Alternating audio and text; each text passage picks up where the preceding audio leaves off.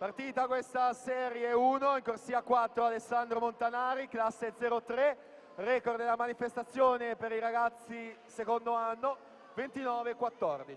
Per i ragazzi terzo anno 28-47. Siamo all'uscita della subacquea con atleta in corsia 6 Castellan in vantaggio, 27-23, record della manifestazione Renato